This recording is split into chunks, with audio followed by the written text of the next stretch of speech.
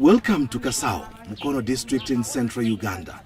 Here, Mariam Nabatanzi is like any other woman if you walked past her.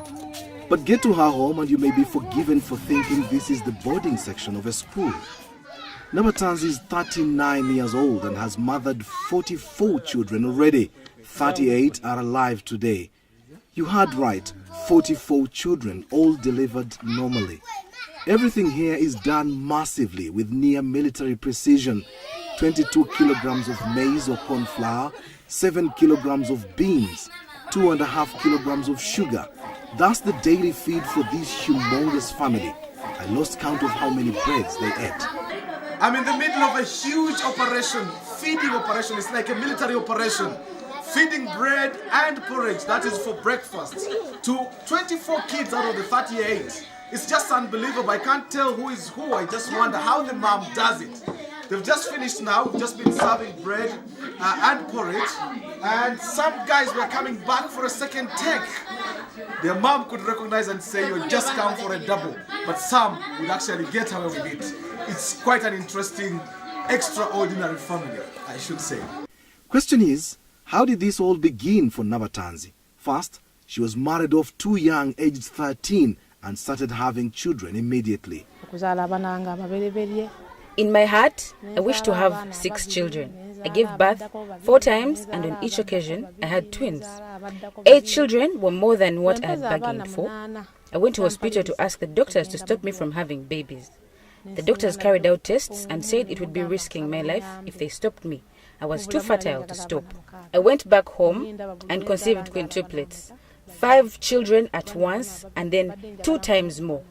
With 23 kids, I thought it was too much and I went back to hospital, but the doctors said they couldn't stop me without risking death. I was pretty healthy, having natural births. Gynecologists say it's possible to be this fertile, although not commonplace. But once you have these many children, my question then is, how hard is it to name these children? We both break into a bout of laughter.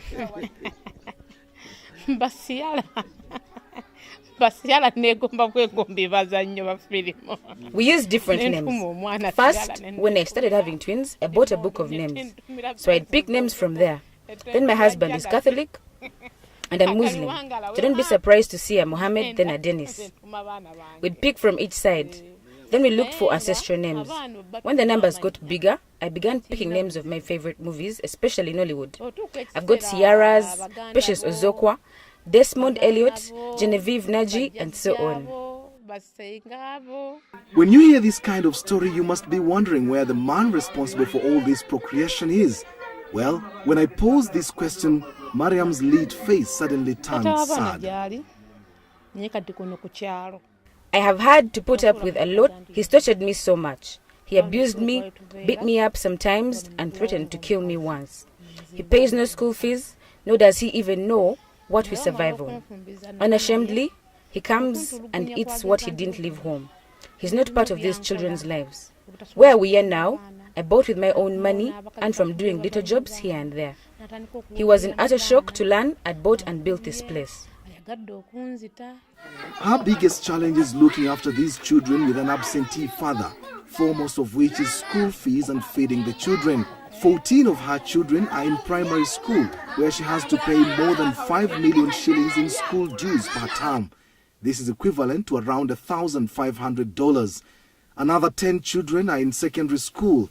Some have been forced to drop out of school as the bill spirals out of control. Her dream is to educate all her children so that they may get a better life, not like what she's been through. To fund all this, she learned many skills, including cake making, bricklaying, decorations, tailoring, cooking, and herbal medicine.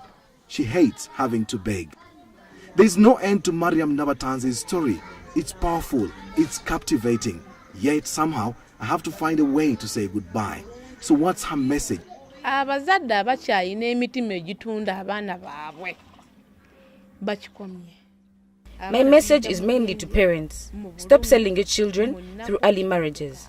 We suffer too much while losing out on parental love that can never be recovered. Secondly, To the mothers, do not desert your children as you walk out of marriage. Whatever the case, stick to and with your children. I strongly feel that had my mother not left me, my father would not have married me off young. To the men, please shoulder your responsibilities.